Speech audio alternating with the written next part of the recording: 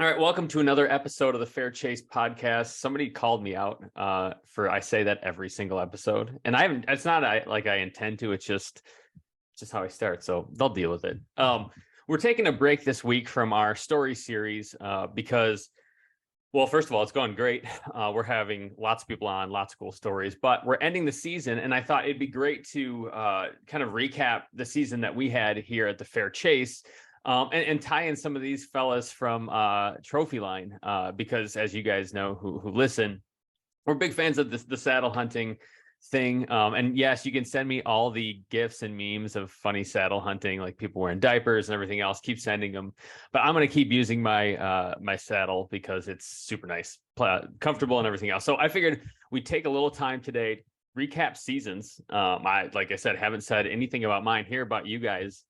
And maybe even talk a little bit about setups and something kind of cool trophy line you guys have been working on. Does that work for everybody here? Works for me. Absolutely. All right. So the first question to kick it off is, who here shot the biggest buck this year? What did I remember? I mean, James, I don't know. Weston yours was pretty big, dude. Yeah, I haven't put like official tape on him, but comparing him to my biggest deer today, he's my biggest deer. So I think he's floating in that 150 range. Yeah, he's big. Yeah, he's nice deer. Kentucky? Yeah, Kentucky. Yep. Wait, is he behind you? Were you just pointing? Yep. Right here. Dude. That guy.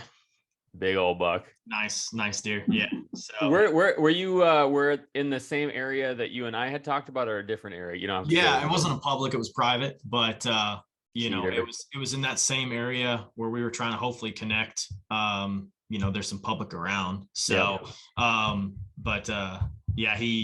He was like the biggest deer I had on camera. And it's just one of those, things, like I try not to be conservative when it comes to cameras and intel and stuff. And he showed up one time, but he was all over that farm, and which was, crazy to think about from a cell camera standpoint. But it was, the most mobile thing about that hunt. I was hunting from the ground. I hunted from a saddle earlier that day, and I went back to the ground because I just changed up positions real quick at the last minute, and I had to chase him.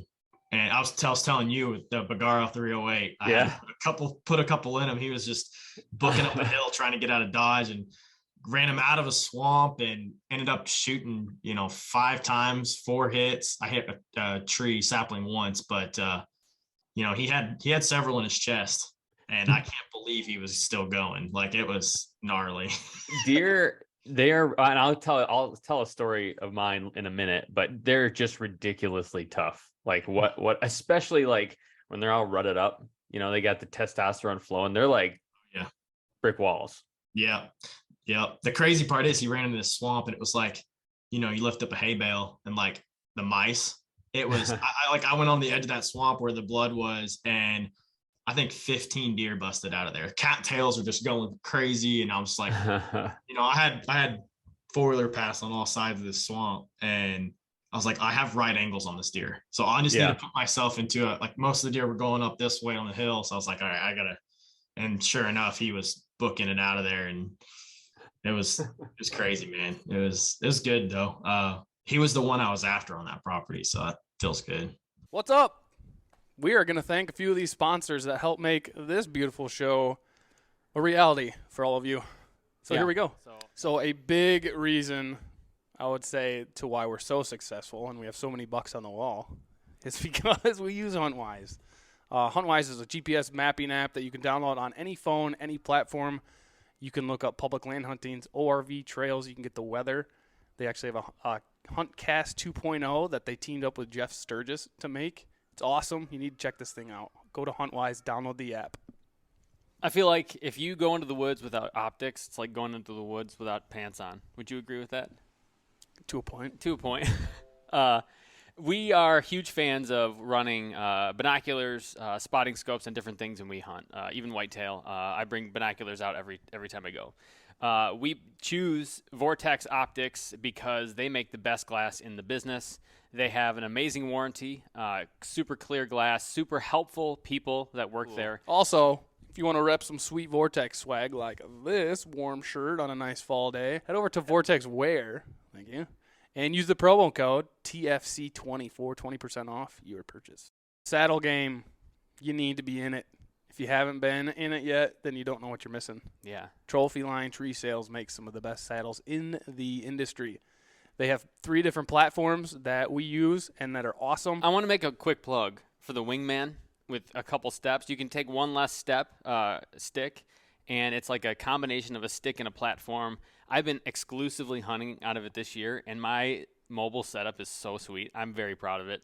Awesome. I highly recommend the Wingman system. If you're ready to pull the trigger on that and you want to get with James and do the Wingman, head over to the website and you can save yourself 10% on the purchase. TFC10 will get you that. I like to think I single-handedly got James to switch to compound again, but I'd probably be a liar and everyone would call me out on that. We shoot prime bows. We think they're awesome. Great accuracy, super shootable. Made here in Michigan. Made in Michigan, so we love that. It's hard to complain. That's where Jared was made. So surprisingly, we like that. Yeah. You're welcome. So go check out these prime bows. We are of a firm belief that the arrow is the lifeblood of the archery industry. We've said it 1,000 times. But in all seriousness, we are huge fans of arrows that are durable, that fly well, and that kind of make up for some of my inaccuracies in the way that I shoot. So we shoot Vector custom arrows. The hammer. The hammer. That's Thor. They are made in Wisconsin by our buddy Isaac. Great arrows. And if you want to go and get yourself some, have a little bit of a discount, use TFC10 for 10% off. Or call Isaac up and tell him we sent you. Mm-hmm. You want his phone number? Comment below. Yep, comment below. He's a cool shape. I love the angle, of the antlers. I always thought I love those. I got it. Yeah, you gotta grab it. Holy cow. The G3s are pretty impressive on them. So yeah, that is sweet. Yeah. Pretty good deer. Pretty happy with them. So you won. So that's, to kick off the conversation, Weston wins. And what date was that? It was the last weekend of gun season, I believe. What's that? I don't know what that. November, later in November. It was like 28th or something. What's that? Right? Okay. Thanksgiving, right? Yeah, I thought so. It was after Thanksgiving and stuff, I believe. Yeah, because I had a wedding the second weekend of November. I don't know why you would plan a wedding for that, but but you know what? It happens every year. People do it, and I always come on, man. Just there's 3 months of the year that are untouchable. Have it in January. Have a nice January wedding. Who doesn't like that? Right.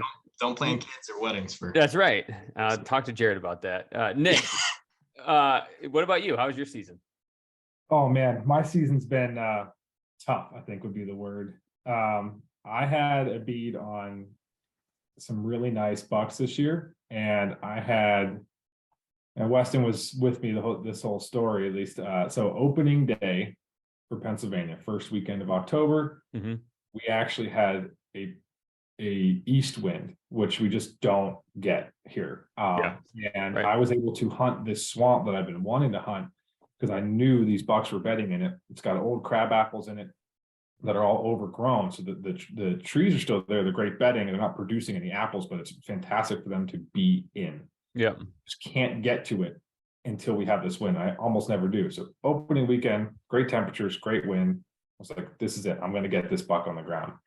And in the morning, I didn't see much activity. So in the afternoon, I got pretty aggressive. I snuck really close up to that swamp, and I'm probably 15 yards away from where I'm expecting him to come out, where most of the activity is coming in out of this swamp.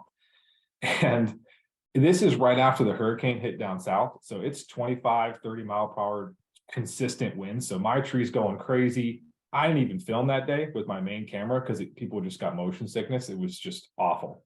Right. So I had trees knocking into each other. Anyhow, I'm ranging as we sometimes do for our, I'm just ranging things around. As one does. Do you ever do the guess? Okay, sometimes I'm like, how far is that? And then I take a couple guesses. Way off. 50 yards off. Yeah. So you got what happened to me is I'm doing that. I'm ranging a few things around me, and then I hear a twig snap directly below me. And I look down, and there is a small 8-point standing right under my platform. And I'm like, okay, this is good. I think he was running with this other buck. So, and then I see this rather large 8-point, the one I've been going after here in Pennsylvania, coming right at me. So I have to, but he's on my offhand side. So I have to turn around in the platform with the tree going crazy with a deer directly under me. I accomplished that. So I'm all good to go, get drawn back. And this buck comes in 20 yards. And I'm waiting for him to get this window. He gets to a clear window between a few saplings. Now, again, they're moving. Yeah. I let the shot go, and one of those saplings came back. I hit a limb on that sapling, and it pushed my arrow just in front of him, and I just cut his chest open. So he was bleeding. And I thought pretty well, and I was sending pictures to Weston and all the boys, and be like, okay, because I wasn't sure until I had a GoPro running. So thankfully, I saw that GoPro and I could see where it went. Yeah. But I thought maybe I just hit low. I tracked him all night. It was enough blood to like warrant a really good track job, though. I mean, it was tough, but it looked like he would have been down. But after about 300 yards, he never even stopped. So he crossed a creek, and I tried in the morning. So that was the start of my season. Luckily, I did get him on camera 2 weeks later. So he took off for a little while, but I got him on camera 2 weeks later. So he's alive and well. That made me feel a lot better. Knowing I didn't just injure him and lose him. But and then I had some good bucks on public around here. I just was bad timing. I was coming into areas and bucks were just coming off other ends of the fields, this and that. Like I had eyes on really good deer all year. I just couldn't get them back into me after that mishap I had to start the season. Got some deer in the freezer, some doe, some freezer queens, but I'm still after some bucks. I still have some good ones on camera, and my season here in Pennsylvania goes till the end of January. So I got so we're in a special regulation zone here around Pittsburgh. So it's extended for a couple weeks to just have so many darn deer. So that way I get a couple extra weeks, which is nice because with trade shows and things, I lose most of the late season. So now I'm going to get some of those back before Harrisburg and things like that. So I'm still getting after it. Hopefully his antlers are still hanging on. Do they stay on that long by you? Typically around me, they don't drop until sometimes mid-February, but I have heard already a couple guys finding some sheds. So I'm a little bit worried, but it seems earlier this year. Like we usually seem like, we're starting to find them already here in Michigan. And I feel like that seems early. Wasn't it last year? Byron that said? I think, did you get that picture from Byron Horton? He had a target buck and he just found his sheds laying. I think it was Byron. He just found his sheds laying where he's hunting them at. He's like, well, there's the end of that. Hey, at least he found the sheds, I guess. I mean, right. Otherwise you're just looking for something. You just see a giant doe looking deer come by, Yeah. I wish my season ran later because you both saw the shed that I found when I was hunting that land buck, and it was right under my stand. And I know for a fact they bed there in the late season with the pressure, the way it stacks up around them. But mine's already over. January 1st was it. Same. Sad day. Yes. Yeah. I'm definitely blessed to be able to go that far and do it. And it's weird because everyone's mindset's changed by that time. Everyone's either looking at sheds or they're talking about turkey, and to me, turkey don't exist until March in my head. So I'm still after it. So we'll see. I'm hoping I can pull something off. I love that. Yeah, no, and you got to stick with it because and it's like the oldest cliche, but you just never know. You just got to be out there. Anything can happen. Yeah. Like one wrong, one deer can literally just decide to go one way. A coyote pushes a deer one way. Anything, So. Yeah, you look like you were traveling a lot this year. I mean, you went to Alaska and you had Kentucky and obviously Michigan. Did you win Ohio, right? I was going to do Ohio. That got scrapped because now we're going back to Alaska. And so instead of I'm going back to Alaska in the spring. So I was like, to do January, take some days off to do a January hunt. I'm going to save the days and, extend it to Alaska. We're doing a bear boat hunt. I live right off the south. Awesome. Kenai Peninsula. So that should be fun fishing and stuff too. But no, I mean, you can bring whatever. I'm thinking I want to bring, I want to for sure bring my 300, my Bergara. But I want to get a lever action, like a 4570 or something, and just kind of stalk the coast would be sweet, like that. I'm freaking out on Bringing this the bow action at all? in the season. Yeah. What's that? You bringing the bow at all? Man, I feel like I'm 50-50. No, everybody I'm talking to on the trip, we're bringing Jared, Joe, who we've hunted with before, and a few other guys. But I haven't brought it up to them yet. But like part of me does want to bring the bow, just because last time I brought a bow to Alaska, it like didn't work great for me. And there's a whole podcast on that. But I feel like I need to, make up some time. No, so I started out in Alaska this year, which we talked a little bit about. We went to Kentucky with the HuntWise guys, and that's where I ended up shooting that 7-point that I shot this year, which is the biggest 7-point I've ever seen. That was a nice deer. It was a nice deer. It was probably, I would say it's probably in the 130s. As a 7-point. I think you lose some points. You lose a point. You lose a lot of inches that way. But I would say still, like, just in terms of like quality deer, it's probably like the best quality of deer that I've shot. He was just thick, big old belly. He was healthy. I shot him right at the edge of a cow pasture early on. Jared got out on film and stuff. So was gone for opener of Michigan to doing that hunt. Got back. Actually, my wife and my daughter were still gone. So I got back from that hunt, and that, like, I worked, but other than that, I hunted till they got back, like morning and night. Right. So I got a few more days of that in. Actually, like the second or third hunt sit out in Michigan. I'm in this spot that I can't give a lot of details, but basically it's very close to like a road. Like, it's super easy to access. But I figured this summer I throw a camera, and I posted a bunch of the bucks that I've seen on camera there. Like, somehow these bucks know that and we've talked about this before, but I think of pressure on public land, like ink blots on a piece of paper. Oh yeah. Right. And so they're just finding those spots that aren't touched. I'm like, I think this might be a spot. So I throw a camera out, probably August, and I'm just getting giant bucks like bigger than I've ever seen here in Michigan. It was a hilarious thing. So it's a buck in the background. You can't really see it. And I didn't catch it until I threw it on my computer, and Jared's looking at it. He's like, holy crap. And you see, sure enough, he's like, just massive. I didn't ever see him. That was the first and only time he showed up on camera, but it was like, so anyways, I go to that spot, and I'm like, I'm going to sit. I sit once, and I actually end up seeing a buck that I would have shot. It wasn't big, but I'm not a trophy buck hunter. Like, it was outside the ears, 8-point, nice tines. When was that? When was your first sit in there? Early? 6th or 7th, right when I got back from Kentucky. Yeah.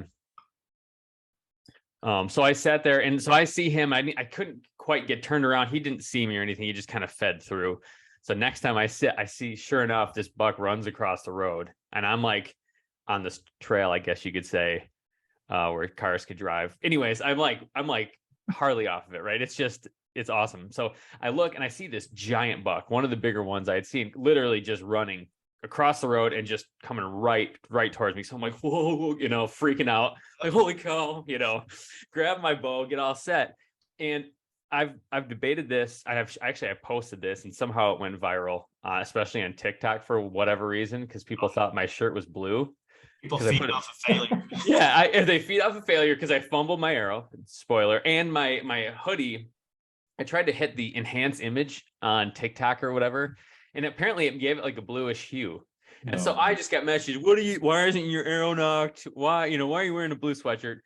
It was knocked. It was a gray sweatshirt. Anyways, I go to grab it, and I have this wrist release that I've been shortening a ton. Just working on different natural releases, and I really like them really short, right? Well, I think I flew too close to the sun because I had it too close, and I ended up just kind of hooked. Right as I'm trying to get it hooked on, deer's coming. I get it hooked, and then I bump the trigger, and so it just goes dunk, and the arrow, you could see it hit a couple limbs on the way down, ding, ding, ding, ding, ding, falls, buck takes off, right?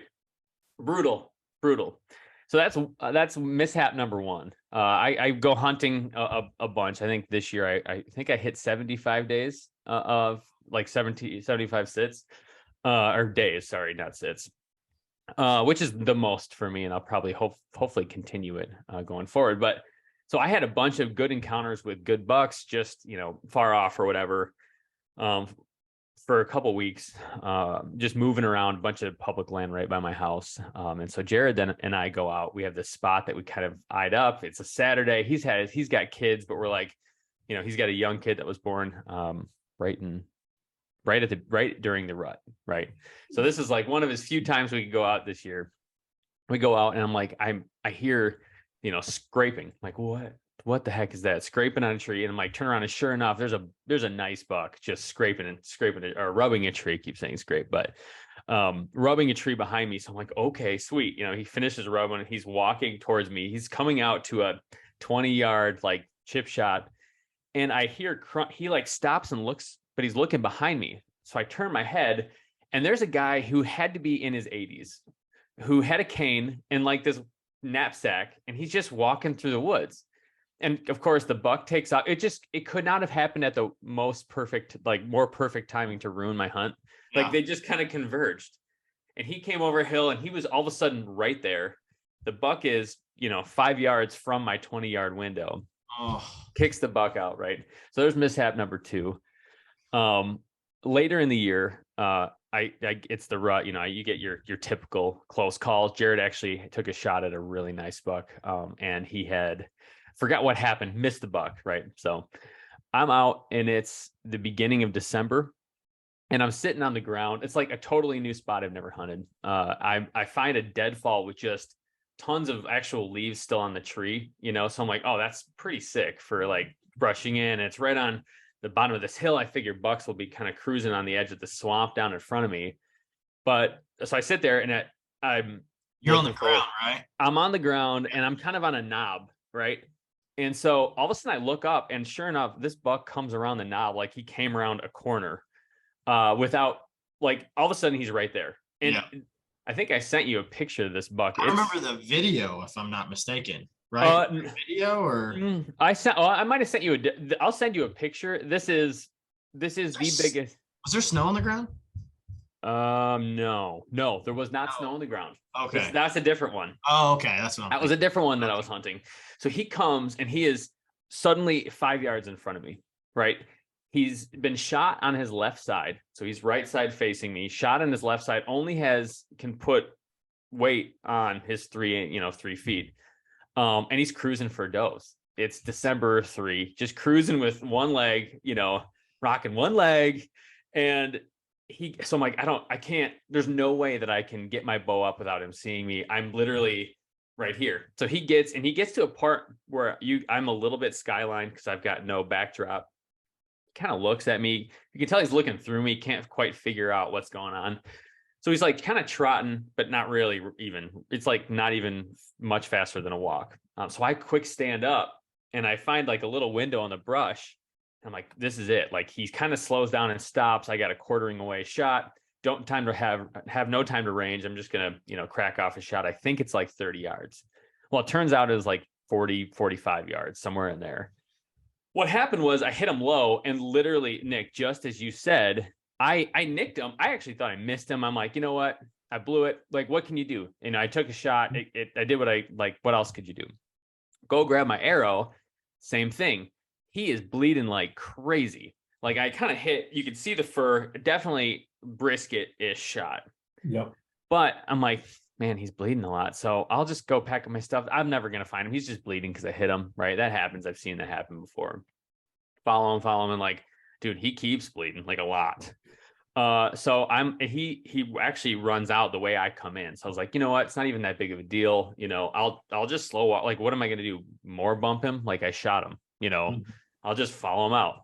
He's still bleeding. I ended up following him for roundabout, probably almost a mile. And he hits this spot and like ends up like the blood looks like he was pulled off the face of the earth. I'm like, what the heck? So I call a family member who's actually one of like the main blood tracking dog guys here in Michigan. And he's like, you should go for it, because he's like, let me grab my dog. Like when deer are already shot, another trauma like that can actually put him down, even if it wouldn't necessarily normally be lethal.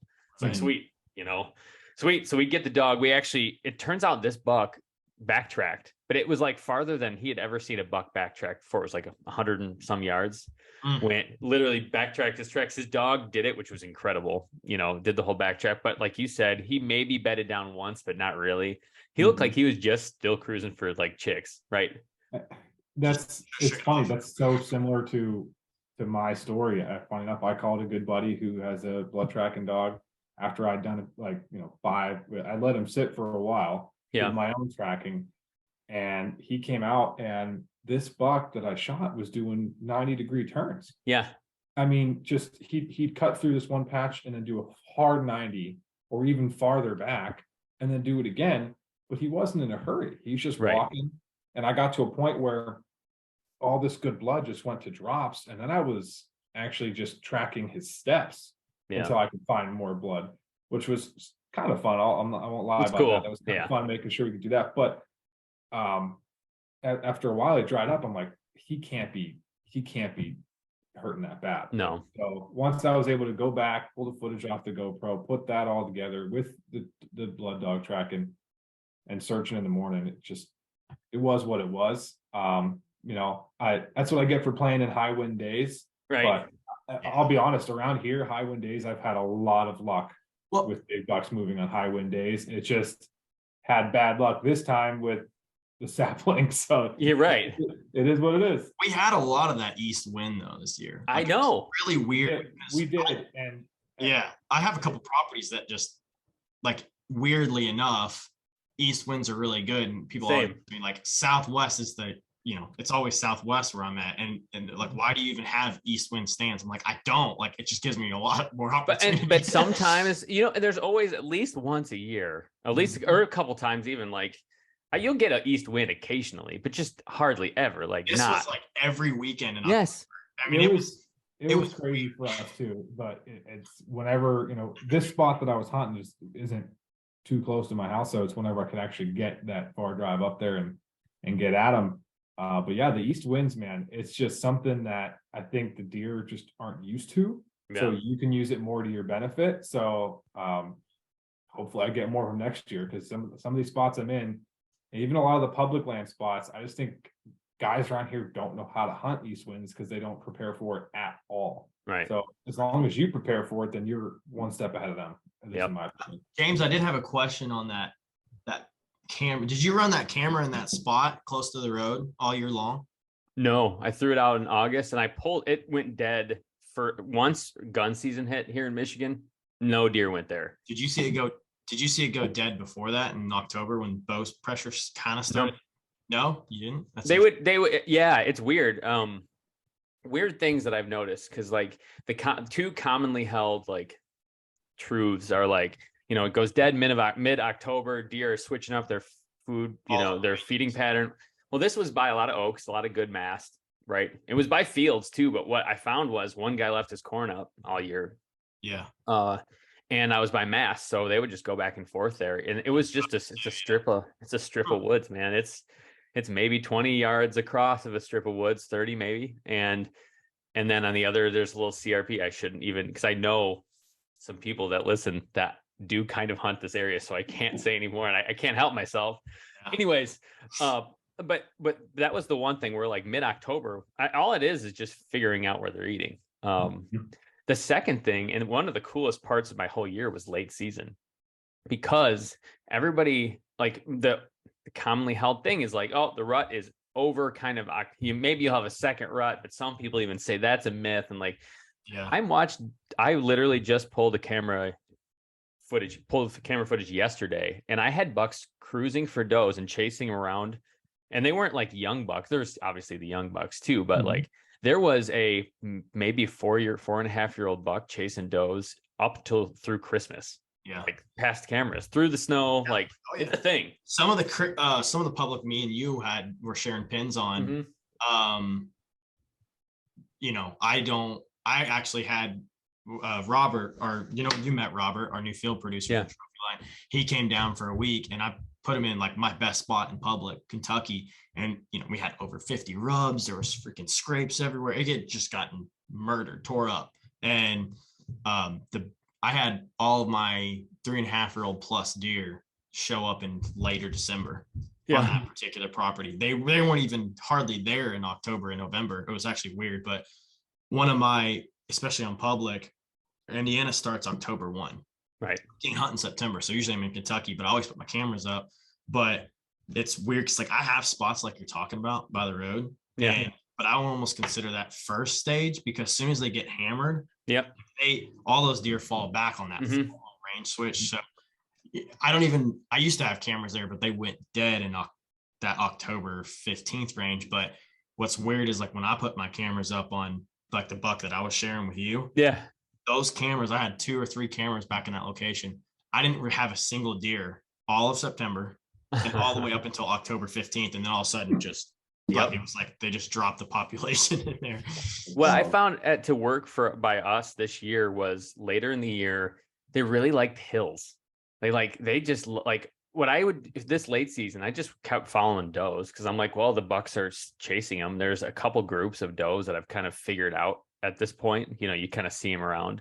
One's got a bump, like one I could always tell because the doe had a foot like this big, just had like a club foot. It was weird. But I'm always like, oh, that's the group, you know.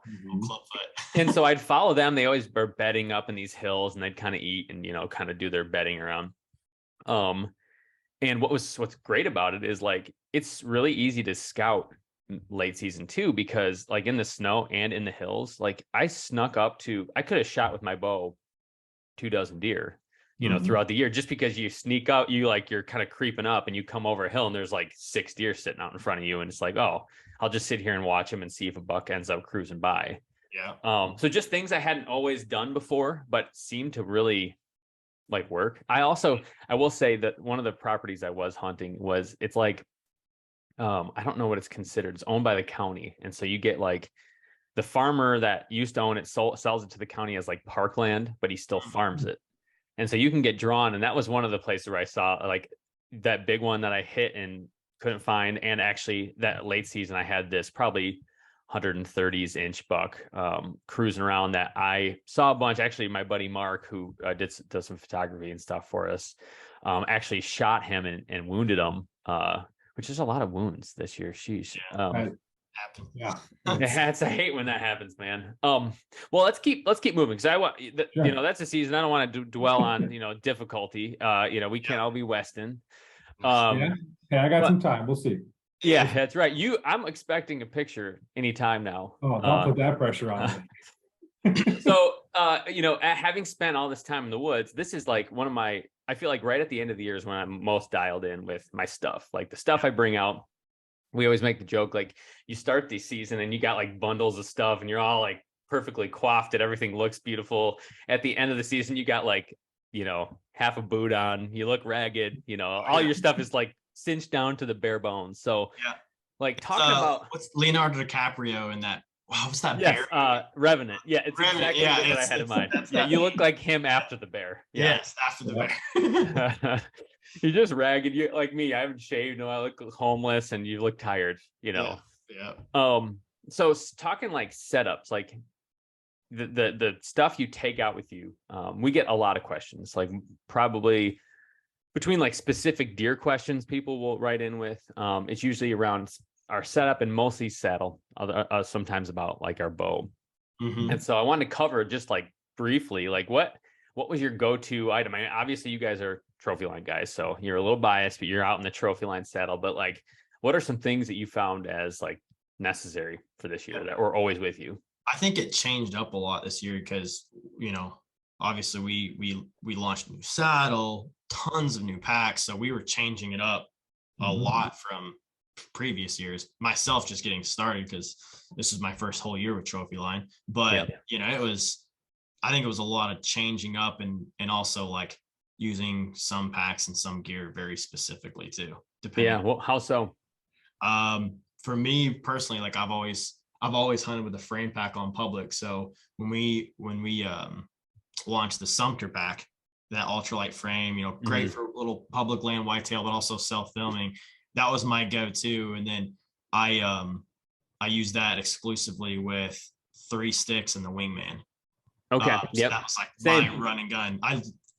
Three love sticks that and a setup. wingman is deadly, dude. Yeah, and I got a good aider, removable aider that I would just fly up, and I got really dialed in to that setup, hunting that public land buck that me and you were texting often about almost every week.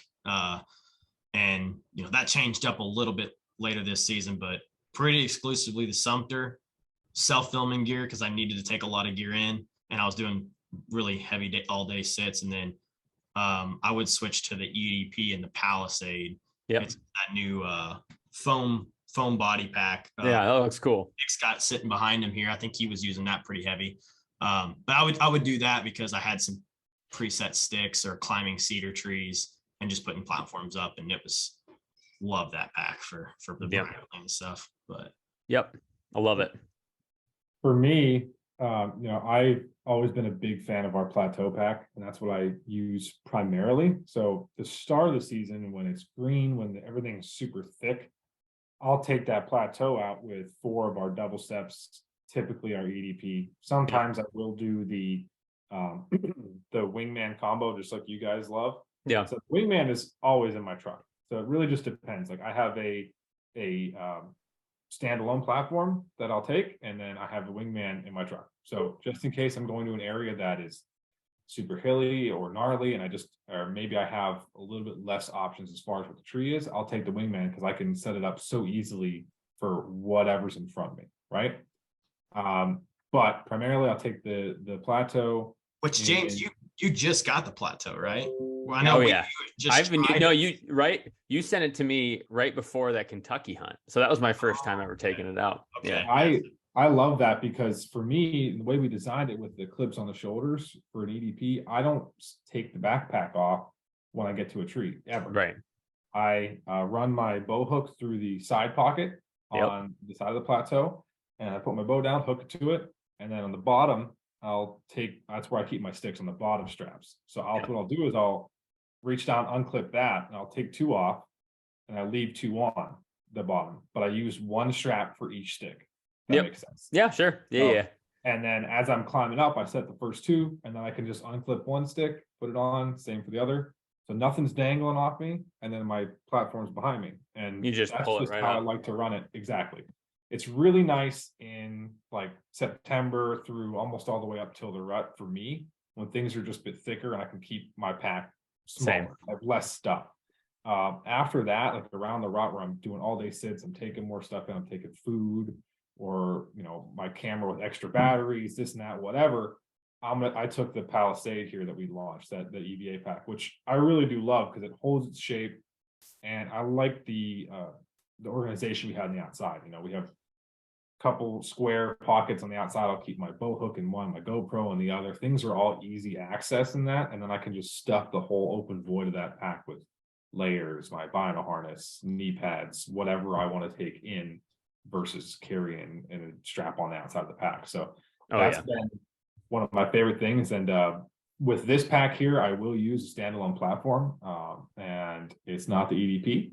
I've been using it for a while now, and I love it. So we can get into that here too. What do you think? I'm Weston? curious, James, what did you use? I mean, you put a lot of time in the tree this year. Yeah, I did the same, almost the exact same thing. So early season was plateau. I used that plateau pack, just like you said. It's super small. You're not taking a lot of stuff with you. It's not that cold. Yep. And you can just it carries a lot more than you would think. Which I'll probably use that again now that I'll do like small game. Like it would be great It's for like great rabbits. for small game, rabbits, squirrels. In fact, I'll even take that turkey. Oh yeah, okay. And because then you can use those hooks. You could hook the feet of the. Ooh, well, that's assuming. It's a lot of assumptions that you can hook the feet. You're assuming Well, you can shoot cinch one. them tighter. Yeah. If you don't got, if you shoot a Jake, you can just cinch him down. That's fair. That's fair. But I would bring an orange towel or something to tie on that sucker. Yeah, you don't want to get you shot up. No, so I did the same thing. I did plateau, and I would do, for a lot of the year, I did the 3 sticks and the wingman. Mm-hmm. I used the wingman often as a stool, oddly enough. I did see you talking about that. That's awesome. Yeah, I like a lot of times I'd be like, a lot of times I'm just going out and I'm in a new place I've never been. Like at least 60% of the time I'm hunting, I've never actually hunted in the spot that I'm sitting. Maybe it's within an acre, or a couple hundred yards. or whatever. I don't even know how big an acre is compared to yards, but like I'm in the same area, but a lot of times it's like, oh, this is actually the best spot. So I've used it to sit on. What I ended up actually doing was taking one of those foam seats, those little and I taped it to my wingman for late season. Yeah. And it made it actually, because you have something between your feet and the metal. That metal from robbing your feet of the heat. Yeah. So I wanted to try it. I thought it'd be squeakier, and it didn't squeak. I was worried that you get little wet boots, it'd be like, Yep. Didn't have that. So I did that. I ran for a while. I did the Stone Glacier Avail pack with the beaver tail thing on the back. It's like Yep. It depends. Like I had this bigger 6,900 bag that I would use for taking my daughter out. I've got to take all her stuff. I've got to just throw, and at the end of it, look like you're going on a 7-day, backcountry hunt. And you're just throwing all your crap back there. I get her a sleeping bag when we sit in the cold a lot, and that seems to hold it all. Jared ran the K's, I know, 2.0. And he also ran the Striker, the Kafaro Striker, which, and this is we're going to talk about this in a second. I switched mid-season or near the end of the season to a new platform and actually before I talk about Jared's backpack, one cool thing that I figured out. So I would use this platform, which I'll let you introduce in a second, Nick, and 3 sticks, but that means I had 1 extra stick and my wingman. And so what I did is I lashed those together, and anytime it's grab and go, it's thick, I would use that, and I literally get 1 stick and a wingman up. And so I have it's super mobile, super light, easy to grab and go. And I use that. Did you have an aider with it? No aider. So I don't ever hunt that high anyways. Right. But sometimes I found in late season, and I used it more in late season, I'd find either pine or something with a really good backdrop. And and maybe it's only 8 feet off the ground or 6 feet off the ground. That combination was sweet. I forgot to say that, but I wanted to say because it worked pretty well. That's actually a quick aside. That's actually what I take when I go scouting in the spring. Okay. Because when you go to a new area, let's see a completely new area, you can walk around on the ground and everything could look great.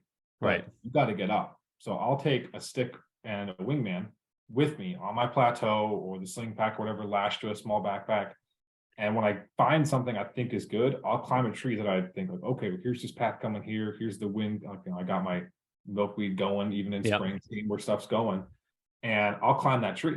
Does that tree make sense? Even if I'm only going 2 sticks up, you can get a sense. Decide, is it going to make sense for 3 or 4 sticks? Yeah. So that's that little bundle you made there. I use that all the time. So it's sweet, super light. It's just cool. I felt smart when I put it together. I felt it's great for swamps too, getting above the cattails and all that stuff. That's where that was what I had in mind. I'm in swamps, they're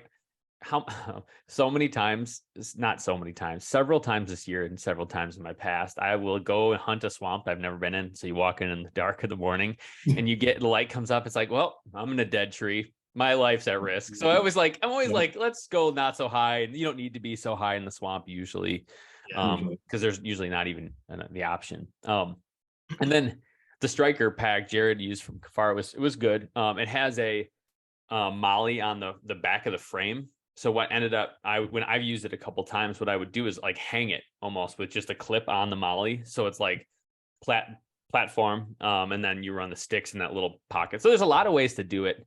I usually just have one pain is taking crap from one pack to another. So I have 2 stretchy bags, zip bags.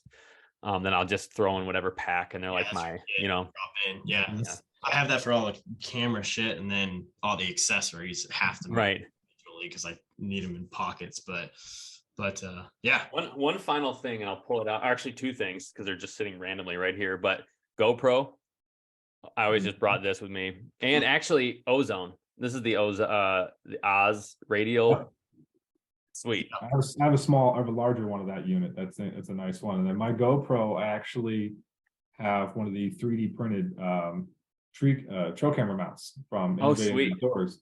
So, and it's got that public land legal strap. So I just snap it to the tree right above my tether, and then I can adjust. Oh, I like that. So it's not on the tether at all. So if I'm moving, if I need to do a shot where I go under and it's coming across my chest, the GoPro isn't on it in my way. I don't knock anything out of the way. That GoPro is just fixed right above my tether. Can you send me a picture of that? Because the one trouble with this clip is that sometimes it's great if you have a limb. Yeah. Mhm. You know, but sometimes I would be putting it on my tether. Like, Yeah, and then it sucks it down. And yeah, if you ever move forward and it goes loose for a minute, the whole thing falls and then it kind The of whole goes, thing is, you know. I'm so paranoid, you know, I have enough bad luck as it is that if anything can go wrong, it will. So Yep. if I put something on that tether, it's going to hit something and make a noise away. So Yeah. I tape everything up and it's so, I'll send you a link to that. It was really good for me this past couple of seasons, actually. See, So I just ran the headband with the GoPro. I mean, that way I didn't have to go to the tree or whatever. And like, if shit hit the fan, at least I was going to be able to capture, capture the hunt on. Because I'll be the first one if a 4.5-year-old public land that one buck that I was after. If you, I'm ditching the camera. There were so many times I'm just like, Well, and a lot of times late season, it just would be so cold. There's some cold days here. It's warm now somehow, and it's rainy all day and last night, but it was like cold, and this thing would not last. This GoPro would not stay on long. I think I would get, when it was like 10 degrees with wind chill, I think I might have got 45 minutes out of a GoPro. Yeah. At the most. My main camera, not much longer, honestly. Right. It's almost like you have to pop them. But the thing is, GoPros take forever to I feel like they take a while to boot up. I had this spot where I was on the ground and I decided to move back. I'm like, I got to move back 20 yards. These deer are going to come too close to me. So I moved back and I left my GoPro. My plan was to leave it on, or to be able to control it with my phone. Mm-hmm. And what ended up happening was a buck came 2 feet from my GoPro, almost nose to nose with it. I posted part of the video on Instagram, but it was dead. It would have been awesome. It would have been awesome because it's 360, so you'd have been able to see me, and then just little it was maybe a little 8-point, just nose to nose with it. But I remember in my old job, we were trying. I think the jury's got it a couple of times. Now there's a bunch of shows that did the POV angle because GoPro went Bluetooth. You'd have to put it. I think it was the Hero 4 that I had. We were trying to capture, and my old boss, he caught a big Kansas buck, 175 on a corn pile with a GoPro, and the arrow sticks next to the blood running down. It was pretty wicked. And then the jury's doing a couple of times. I was like, that's a pretty sick capture. That is, that's cool. In front of it, so pretty wicked. So we've alluded to this Phantom pack. They're a Phantom platform. I mean, this unknown thing. So there might be a pack too. Who knows? There might be a pack too. They say. Well, we'll see. Why don't you let's just cats out of the bag it. So like I said, I've been using the platform all year, and so we kind of set the standard with the mission and kind of how things were that need to be rigid, and that's just what we take in our platforms. Everything has to be solid and rigid. So went from that to the EDP, smaller, more compact, and then we offered the Wingman. You guys both love that, right? You got the comfort of the angle, and angle's sweet, and the mobility is great. So, but I think we spent our time on the sides and leaning a lot too because of the setups. So what we did is we took all those features and made it into one, and we call that the onX platform. I have it right here. So this is the platform, let me switch back for you, that I've been hunting off of all year long. And as you can see, there are angles absolutely everywhere. And Jared, I know you've been hunting with this too, and your whole team, actually. And what do you think of this so far? Because for me, I haven't had a situation where this has been uncomfortable. And I'll tell you, this top feature here, with the new integrated cam cleat, it grabs a tree so hard that I could put it on any tree. I never had a single problem. So I want to hear your opinions of it, but I thought it was funny. I thought it was funny because it's like a buck after rubbing. I saw parts of the tree just everywhere because I had just put it in a cedar tree, and it's just a mess with it. So I absolutely love the platform. We worked on it for a long time. We have, really raised grips along all those angles so that there's no way you can slip when you're getting a shot. The top step that we have on our platforms is integrated in that cast post, and it's also on an angle. So if you have a shot that's right below you, you can put your foot up on that angle. Oh yeah. And your lower foot on the main angle of the platform, and you are just incredibly stable. So it was really important to us to moving to this and having angles everywhere to make sure this thing isn't going to move wherever you are. And I haven't had a platform be more stable than this thing. So I want to hear your opinion hunting off it so far this year. So I just sent this video to Weston. I actually, the last part of my season here, I put it out and I left it in a spot. So I hunted there a few times, and like you said, the angle is sweet. Like, I'm hunting late season, like generally for me at least, the most uncomfortable time to hunt, you know. Sure. And it was, I mean, it's just super comfortable. And like what I like about it too, and the wingman's great, but what the wingman doesn't have that distance away from the tree. So turning around, I had a time where, you know, you said the same thing. You turn, you can put almost your strap over your shoulder and take a shot that way. And I had a couple times where I did that and it was like nothing, like no problem at all. But what was crazy, and I sent this in this video to you yesterday, Weston, is I go to take it down, take the strap off, and this thing is like clawed to the tree. Still. And I throw all my straps on it, like it would like hold my backpack, like clawed to the tree. And I'm like, I don't know what kind of voodoo magic is holding this on, you know, what Indian burial ground this tree grew on. But like, it's sweet. Like, it will be like I said, I'll use that wingman for those kind of niche type hunts, but like the onX will be like my go-to. Yeah. I think like that mission was, like Nick said, you started out there because, you know, at that time, which, you know, a couple years back, a lot of the hunters coming over to the saddle were still coming away from, you know, hang-ons and climbers and these bigger platforms. More foot room. And then the EDP, and I'm not saying like the EDP and the mission, you know, even the wingman, if that's what you're going to buy, they're good for niches, but like they're also really they're good for most situations too. But, this particular one, like I was talking to Nick about, I was like, really for like someone trying saddle hunting for the first time, it's like, you know, buying a pack or like a holster for your concealed carry. It's like, if you buy the right one, only need one. The grass might not be greener on the other side, because you're gonna love it and be satisfied with it that much. And I think that's where this is, and hunting from the wingman all year long, and then, you know, then transitioning into this is like, I realized how much time I spent on the edge of the wingman.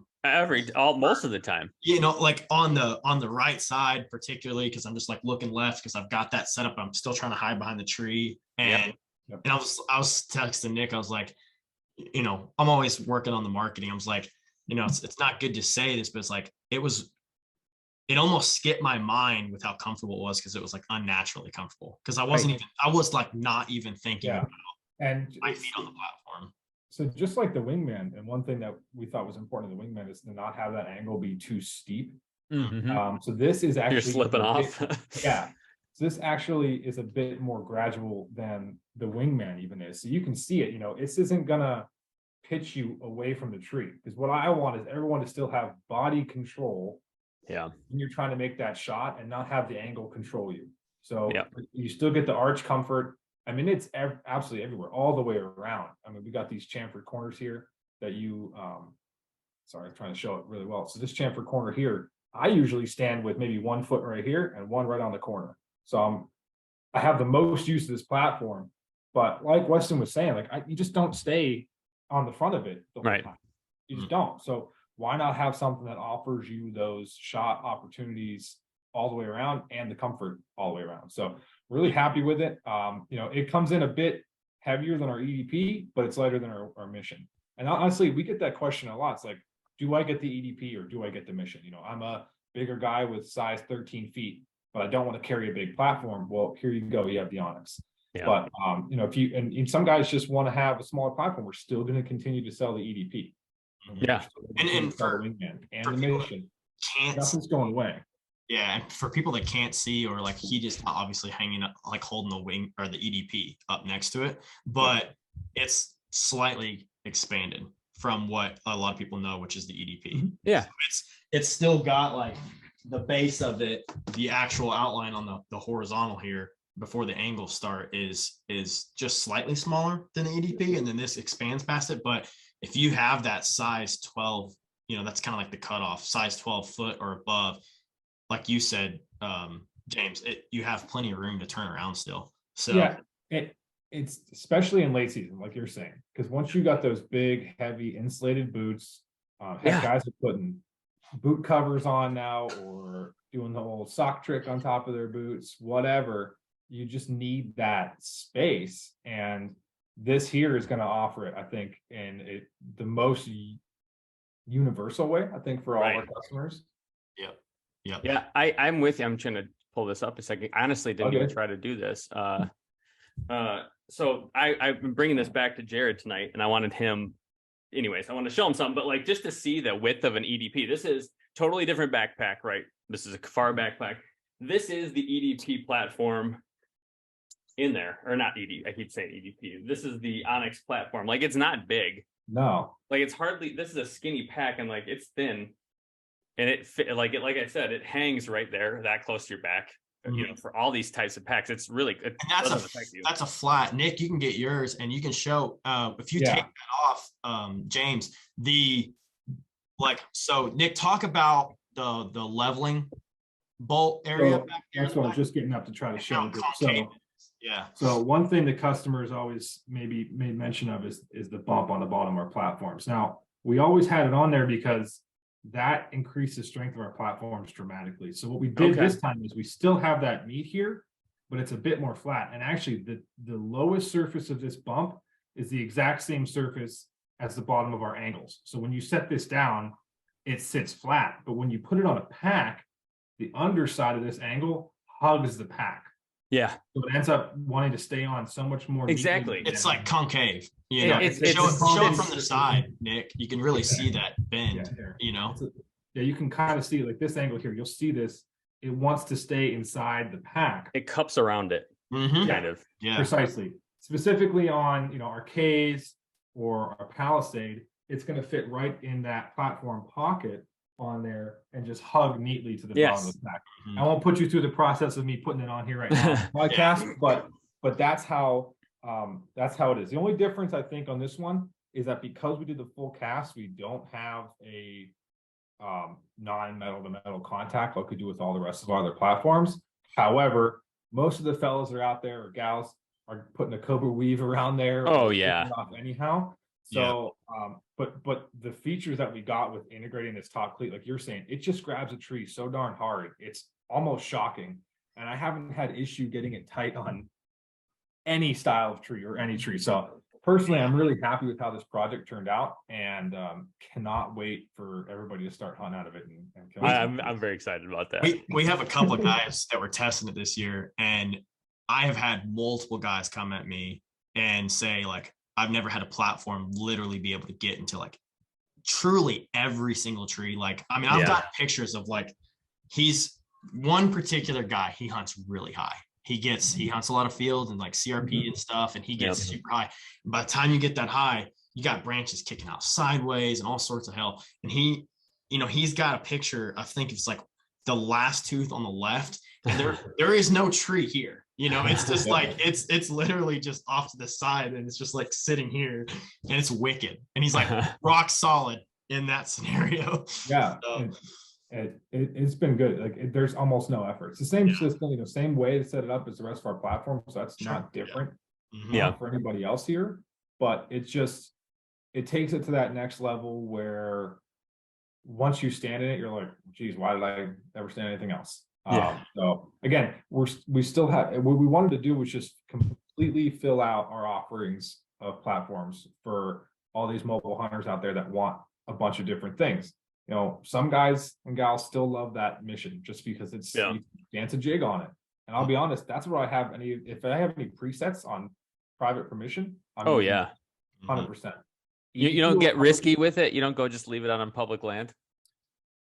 There's a couple of them. There's a couple of them on public land. I won't say where, but there's a couple of them. But so they're gonna have to work to get it. But it's still packable. Like it's still It's still that resource out there where you can move it if you need to. So like it's a lot different than like leaving a big preset whatever stand. So it's still that mobile aspect. But it's. One thing I don't want to get away from too. And we always talk about saddle hunting, mobile hunting, and all this, and we focus on public land, but there's a lot of private land hunters that can benefit from this process. And how many guys do you know that have 12 tree stands, whatever. Right. So now what you can do is either you can get a couple platforms, or you can do sticks. You can flip flop it. Do you want to get the permanent sticks you leave on a tree and just take one platform to whatever tree you want? Or do you want to have some platforms set up and take a premium set of sticks wherever you go? You got these choices, but now we still want to offer things that would be comfortable for a guy to have at a permanent setup in his house. Exactly. Or his dad's land, or his uncle's land, or friend's land, whatever. The buck I shot this year, there was a preset spot. Me and Jared get there. This is on private land. Like I said, in a cow pasture, like a buck coming out. And what we got there, and we're like, oh, with this wind, like once the thermals drop, like this deer is gonna smell us. So we set up our saddles, maybe 10 yards away, but just across, like just on the other side, right? Mm-hmm. And that's the reason I got a shot at that buck, I think, because he would have smelled me coming in. So like on private land, you still need to be able to adjust. Dude, I've never this year more than ever before, because I hunted a lot out of a climber, and I would just like, okay, there's a tree. I'm so tired and whipped at that. Yeah. Like, I'm just like, man, I just need to get up in a tree because I still have to, sound like a big raccoon going up this tree. So, I want to get this noise out of the way. This year, like I would sit almost until daybreak, and I'm just like sitting there learning the wind for like 20 minutes. I'm like, okay, the weather guy's horribly wrong. The consistent wind here is this. And I would just literally sit there for 10, 20 minutes learning that. And I think those micro adjustments of like 10 yards, honestly, like 3 or 4 feet sometimes, like this tree versus that tree. I'm like, I can literally put that marginal wind just past that trail that he might come on. So well, you combine that with the Venatic saddle. I mean, which I wanted to show you. So at ATA this year, we're launching the onX. And like Nick said, we might give some sneak peeks for some future stuff coming. And then we're offering a new flavor in the Venatic. So we've got this olive drab brown.